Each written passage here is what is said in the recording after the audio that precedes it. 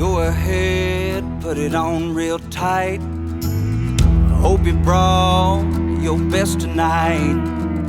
They say they got the fireworks, yeah, they say they got the show. You're around the shoots, you're the best, so let's go. This is Texas Toast. I'm your host, Miss Helen. Kick back and enjoy as we toast the best from Texas. Hello, everyone. Welcome to Texas Toast. I'm Miss Helen, along with an artist that we actually previewed and talked about the single a few weeks ago. Single that's currently out to radio, which is Madeline. And welcome to you, Drew Cooper. You are amazing. Your voice. I am so excited to have you on the podcast. Well, thank you very much. I'm excited to be here. So first things first, you currently have, you dropped a new album called This Life, and it's a double actually, and this is the first half. So let's talk about the path that got you into music, and specifically maybe some of the influences from your background, but how your path came about and correlates into this Americana, Texas red dirt music thing you're doing. Absolutely. It's a fairly long story. I'll abbreviate it and hopefully keep it interesting. But it is all started. I worked at a bar as a bouncer. I'm 6'5", 290 pounds now. Then I was a svelte 245 at 6'5". I was, long blonde hair. You can't see it now, but I had a couple. I've become a father since then, so my hair's turned darker. But I was walking around as a bouncer, and I remember hearing a song come on, and the song was 17, and it's that first lick of 17 I heard, and I look up and I see this long-haired guy, blonde-haired dude playing guitar and singing with purpose, not the same song you hear on the radio all the time. And I was like, man, I want to do that. And I've always wanted to play music and be an entertainer. That was always the goal, but I was really kind of lost in my direction until then. I had the same influence a lot of people carried, the Bruce Springsteens, your Mellencamp's, your Petty's, then Garth Brooks, and all these big, George Strait, all these big influencers that have always been around music. But man, the first time I heard Cody Canada sing and the songs he was writing, it blew my mind. It absolutely blew my mind. And I've never got over it. But like, he just keeps putting great stuff out, and it just really took it in a direction where then I found, because of him, I found Robert Earl Keen. I found Jerry Jeff Walker. Like, I didn't know these guys. Wow. So I pushed by one song into that. And, and it kind of tied together the ones I did know. Like I knew Radney Foster, Willie Nelson, those guys. And man, just kind of having the circle finished for me because of one song. Like, that really did it for me. I love that. Now and then from there, Reckless Kelly, Making Motor Cars. Like, it was just a really awesome. It's like falling into a pool and the water being perfect. That's what it was. It was just like, wow. Well, and something I want to do, I have never done this on the podcast, but I actually printed this and I'm going to put it on my refrigerator. There was a quote that you had on your website, and if you don't mind, I'm going to read it. And I think everyone that appreciates the kind of music we're talking about and the story that you told will get it. But I love this quote from you on your website. Those Texas guys, those are real stories they are telling. Mainstream music writes to the masses.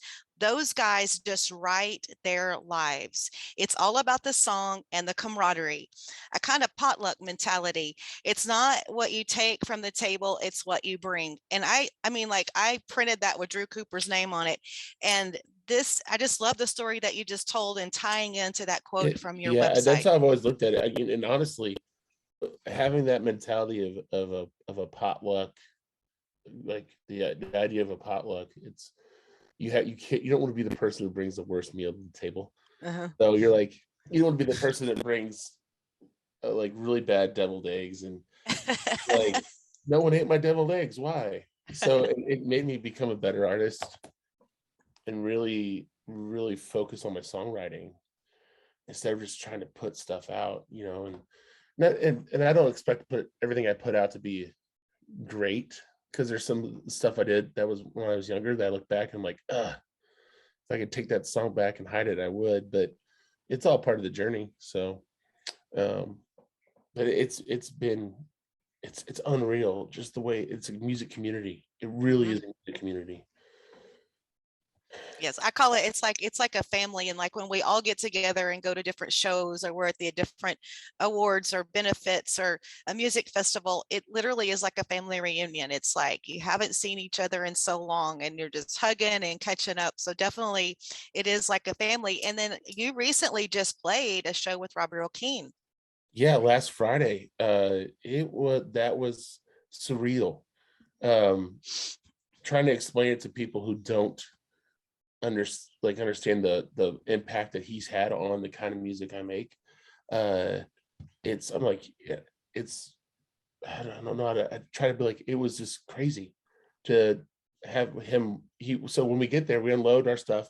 He walks over and says, "Hey, Drew," like he knew my name, and I think my face was probably bright red, and shook my hand, and we sat and talked for about 15-20 minutes, and then he sat down and wrote songs under a tree. And you're Oh, wow.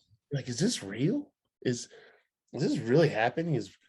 Am I sitting on the bed of my truck creepily watching Robert O'Keen write songs? Well, yes, I am right now. And then to watch his show that night was just amazing. Very inspiring, I'm sure. Yeah, it's just unreal. Well, moving back to your new album that we're here to talk about, and talk about a lot of your music and just get to know you. Another story, I'm going to call this story time with Drew Cooper and Miss Helen, because I was in awe of how you ended up at the recording studio where you recorded your current album. Yeah, so it's kind of a crazy place, and please excuse my name dropping on this. So there was a bar, restaurant in Tucson called the Stakeout, and it's owned by a guy named Mike Weistrack. Now, you've probably heard the last name Weistrack before. That is Mark Weistrack's brother, the lead singer of Midland. And he owned this bar, and I played there every Thursday night for 3 or 4 years on their burger night. And it was packed. It was great. It was a fun night. Well, this bar, just that one bar, led to me recording my first EP in Nashville. And then it's led to me recording at the 606 in LA. And the story's crazy. This young lady named Amy would come in and she'd buy koozies and CDs every week, to the point where I was like, okay, this is kind of weird. Like you probably have 20 CDs and 50 koozies. And she's like, no, I'm giving them to my friends. Like, she's handing them out, and they're homemade CDs. And she goes, yeah, you should meet my husband sometime and come over and talk to him. And I'm like, okay, sure thing. Because you get some weird people in the business you meet, and she eventually we end up going over there, and he walks me in the house and goes, hey, come into my office. And walk into his office, there's just a wall full of tour posters that he's been on. And I go, wow, you go to a lot of shows. He goes, no, I don't go to shows, I work. I'm like, what do you do? He's like, oh, I'm front of house for the Foo Fighters. And you're like, oh, okay. And then you realize, like, then you look at the rest of the bands on the wall, you're like, oh, you've worked with everyone. Like, you're really good. And he was like, hey, man, I want to help you out. I want to put you in contact with some people and get you to a studio to record some music. And he did. And it happened to be the 606. And come to find out, was the first artist he ever was like, hey, you should go here and do this. And he it really just opened the door to an incredible musical experience. And then, I end up, my producer, John Lusteau, has become one of my best friends in my life now. And we talk, even when we're not making albums, we talk every day. Mm-hmm. It's pretty crazy. And to think back, it all started because we played a burger night at a little bar on the northwest side of Tucson. But that's how it happens. You're working hard, you're perfecting your craft, you're good at what you do, you have the talent, and you just kept persisting and moving forward, and that's when those doors open and great things happen. It's funny you say that. My guitar player and I were talking about this on the way home from the show this weekend. Hotel room.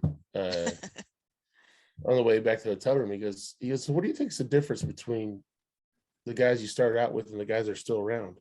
Because you kind of come up in a group of guys, and a lot of people fall off. And I go, it's really just the not quitting. In anything in life that's going to be you want success at, it's really just about putting your head down and pushing your way through the hard times. There's always going to be things, always going to be mud in the road, and you just gotta push through it. And if you go, well, the road's a little dangerous up there, I'm not going to go. Well, there you are. That's where you're at. You're stuck there. Love it. Love it. So in 2018, you had an album come out, White Horse, and that there was a lot of buzz, specifically in the music community.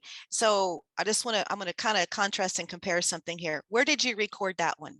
We recorded that one in 606 too. That was our very first one. Okay. That was, and that was a going to make that first album there. You could tell we were nervous. That was my question. Like all of a sudden you go from just wherever you're recording to Los Angeles to this huge studio. What were your feelings? What were you thinking? You tend to question whether you're good enough to be there when you walk in this place. Our first day of recording, Pat Smear, guitar player for Foo Fighters, Nirvana, he walks in and he's like, who's this guy that Brian sent here? And you're like, oh, it's me. And he walks over and he's like, yeah, Brian, in the 20 years I worked with Brian, he's never told me I was good. He said you were good. I'm like, oh man. Oh, well, I hate to let you down, but I don't know. Like you there's so much history there. The board we record through was in a studio called Sound City originally, and they recorded the first Fleetwood Mac album on that board. Oh my gosh! The Johnny Cash American series on that board. Tom Petty and the Heartbreakers, Jam the Torpedoes was on that board. Nirvana did their first album on there. I mean, it was pretty amazing. And then then Dave Grohl made a documentary about it, and had Paul McCartney recording that board, had Fogerty recording that board, and you're having a bad vocal day like I was one day, and I'm laying there and I'm just like head down on the board trying to psych myself up, and I open my eyes and there's Paul McCartney's signature in front of my face. I'm like, you know what? I can step it up. I can try a little harder. Yeah, I got this. I got this. Yeah, and it's a crazy process. Just absolutely crazy to think that you're sharing that space, that your voice went through the same channel that Johnny Cash's voice went through. I don't know. It makes you have to get better. You don't have a choice but to get better, and no matter how nervous you are. Yes. So you're a songwriter also. So when you go into the studio, did you already have your songs prepared? Everything was written, or were you still doing writing when you got to the studio? I'm kind of backwards from a lot of my friends. I have a general idea of the songs. Okay. So what I'll do is I'll go, hey, this song's in this key. Here's how I have it right now. Here are the words. Here's the melody. And I let the band really explore it. I don't want to come across, I don't want to play a song that's overly rehearsed, because there's not going to be anything special about what happens in the studio. But if you walk in and everyone kind of has an idea what's about to happen on the song, but doesn't actually know what's going to happen on the song, you get these really special moments. And so I walk in with the most minimal amount of preparation I have to have done, and let the band grow on it. See, that's where you and I are a lot alike. Not that I'm a musician, but I'm more of that spontaneous person. Because if I plan too much, just like even for my podcast, or when I was in radio, when I would do my show, or sometimes the best thing was by the seat of my pants. But I think sometimes you can overthink things. Yeah, I'm notorious for not making a set list for the band. I'll go out with the first 3 songs in mind and try to read that crowd. If the crowd's mellow that night, we'll play to them. We'll play some mellow stuff. We'll keep it a little bit on the on the softer end, but if that crowd's rowdy, you, we're going to go and we're going to kick up our energy and play our upbeat songs. But I don't want to tie myself to something that may or may not fit what we're doing, you know. You know, even as an opening act in which you're out there trying to gain new fans, the people aren't necessarily there to hear you. They may have a very small snapshot of what you've done. My goal is not to give them what, I don't know, the unexpected is what creates phenomenal experiences for everybody involved. Yes, yes, exactly. Well, let's talk about your radio single. I fell in love with it. Such a cute, upbeat song, Madeline. It's doing good. I'm watching it progress on the charts, seeing the stations adding. Yeah, it's been really cool. I listened to what you guys actually had to say, and I was like, yeah, man, I could. I don't know who said it, but they could hear horns in it, and there was almost horns on it. It almost had those horns in the background. We have some friends out here that they're called the Johns, and they play they play like Tejano rock, and they're phenomenal on the horns. And so they're actually on part of the album. They're on the very first song number 1. Okay, that's on my list. Valle con Dios. That's right. Stop it with that song. But anyway, back to Madeline. We'll get to that. Madeline was one of those songs that I was home during the pandemic, cutting onions for dinner, and my daughter had been watching the cartoon Madeline all day that morning, all morning, and it stuck in my head because there's the nun on that cartoon. I couldn't tell you her name, but she goes, Madeline, Madeline. And it stuck in my head, and in the middle of cutting onions, I got a Madeline, Madeline in my head. I'm like, oh, that's it. Sat down, grabbed the guitar. It took me about 4 minutes to write the song, and it came out. And it's, you know, to not to be that guy and use the term, but it's a banger. Like, it comes out, and that's a high energy song. Yes, and that's why I love it. That's how I wanted to introduce myself to the radio community. Is, hey, we have slow stuff, but we're high energy. This is what we, you know, and it's not going to sound like what you're used to, but it'll be recognizable. Well, Madeline's such a great song. It makes, like I said, when I was talking about it, it makes me smile. And I just kept listening to it over and over and over. And like you said, the Madeline part, that really just gets stuck in your head. Oh, it does. My wife is tired of it. She's like, hey, that song, because I wrote it, you know, a year before we recorded it almost. And she's like, hey, maybe not play that one in the house right now. I'm like, enough is enough. Yeah. But yeah, in Valle con Dios, I love that song. That song's all a true story. Everything you hear in that song is a true story. Shut up. Are you serious? Yeah. That's wild. Yeah. It's about a little 3-day visit down to a place called Rocky Point in Sonora, Mexico. And my buddy Ernest and I were with my then girlfriend, my now wife. We're just out. I played a show. We were out drinking afterwards, and we tied one on pretty heavy. We got into some tequila and some whiskey, and we weren't mixing them. We were just doing shots of them back and forth, lots of them.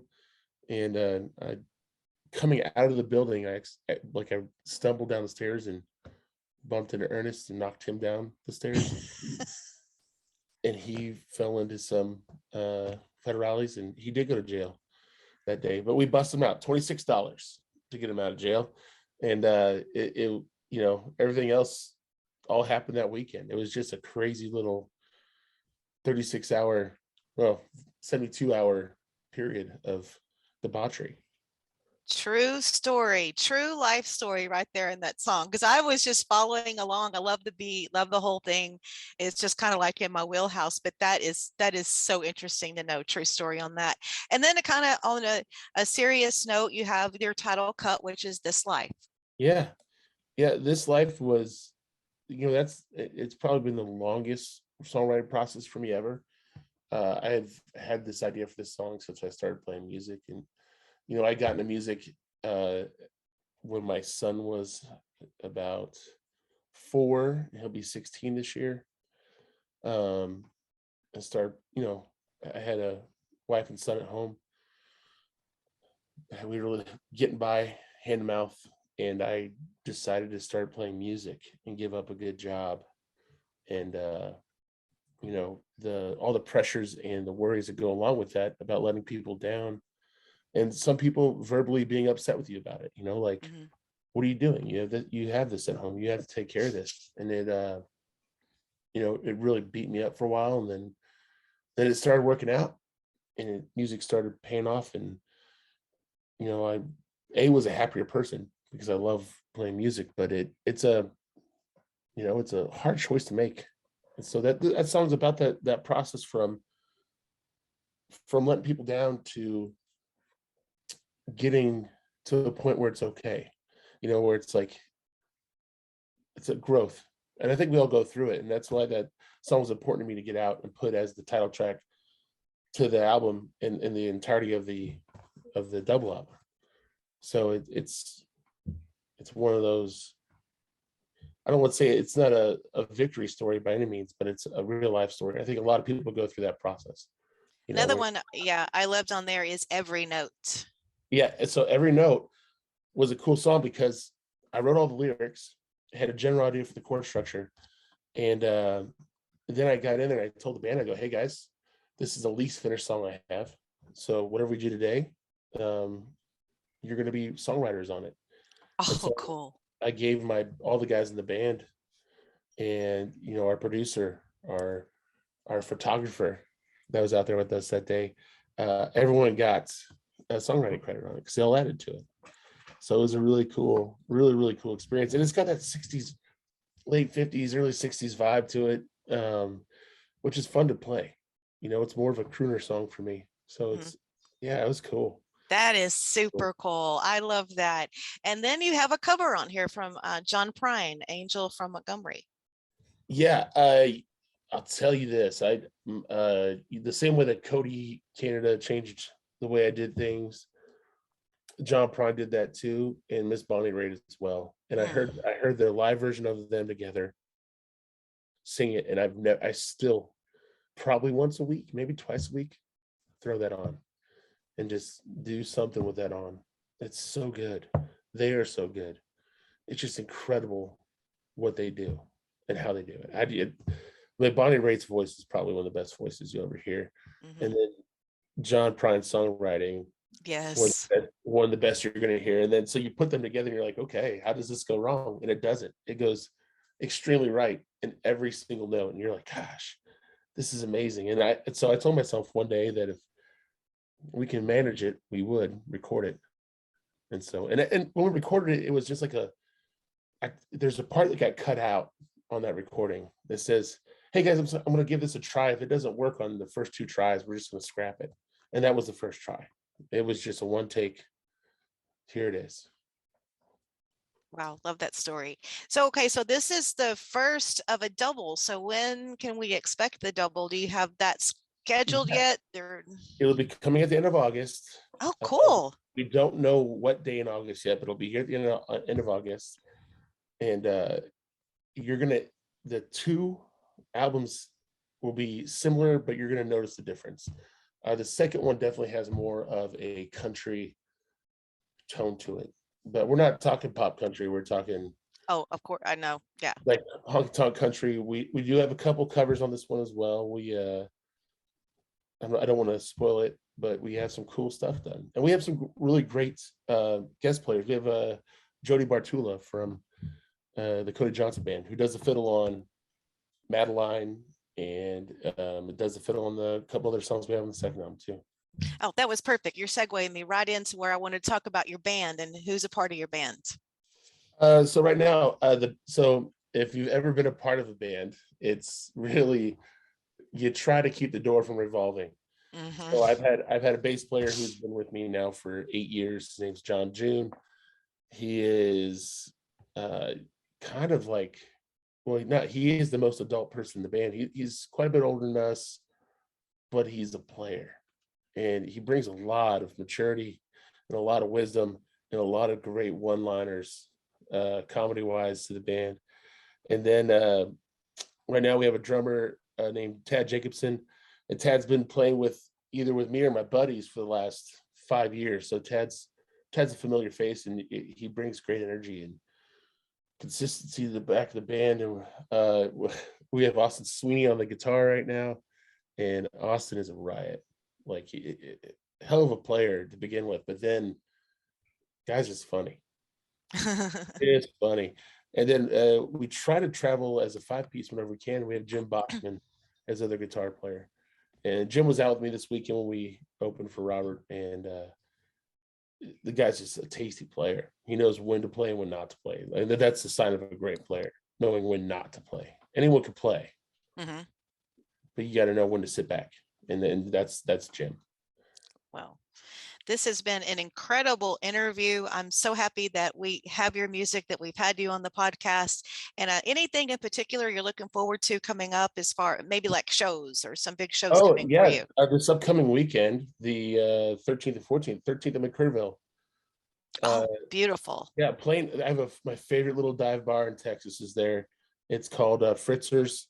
It's on the Kerrville, Ingram County town line, pretty much, and it is cool. It's just they were the first ones to really welcome me into that town, and therefore I go back. They're always good to me. And then on Saturday we were with Chris Knight in Godley, Texas at Del Norte Tacos. Nice. Yeah. I'm excited about that. That's super nice. Okay, well, I think we've covered. Anything else you want to talk about before we wrap it up? The weather in Texas. Let's figure out how to cool this down. It's a little hot already. Yeah, and way too much high pressure, because when you have high pressure, it's hot, and then my fish don't bite. Oh, yeah, that would kill it. Yeah, because they feel like that they feel full when there's high pressure. I hate when we have to fish a tournament during high pressure. And of course, I'm saltwater. I saltwater fish, but yeah, if you talk about the weather, I'm going to ramble into how it's affecting my fishing. That's fine. I get that. For me, it's like one of those things where you finish a show and you think you're going to cool down. No, wrong. You don't get to cool down. It's just going to be 96 degrees and 100% humidity. I know those stages, especially outdoors, it gets so hot. And like you said, there's no place to cool down unless you just got some water sprinklers or some of those waters mist things. Yeah. Or you just go turn the AC on and stand in front of it and just sit there and don't move. But the other problem we're having is we're in a drought. We haven't had a good rain since January, which it's not good. I mean, a lot of people on a lighter note are like, well, we don't have the mosquitoes, but a lot of vegetation is suffering. I would take water and mosquitoes over no water any day of the week. But hopefully it starts to come back through. Weather's, you never know. You never know. But rain's key. The more rain, the better. Okay, one last question. If you were a cocktail, what would you be? Well, it's straight up whiskey. Straight up. Don't chill it. Whiskey. Here's how I look at whiskey. My grandfather told me this. He goes, you don't mess with it when you pour it. If you're gonna drink whiskey, you pour it for yourself. You drink it how it is, because if it burns going down, you're paying for your sins. But the taste up front is usually pretty good. So whiskey is the way to go. Okay, so cheers. Thank you so much, Drew Cooper. It's been a great visit, and we look for great things coming from you. I appreciate it so much. She knew where I was from. As she left, I dare to say, well, you can go to hell. Hell, I'll go to Texas. I've had my fill of every place but home.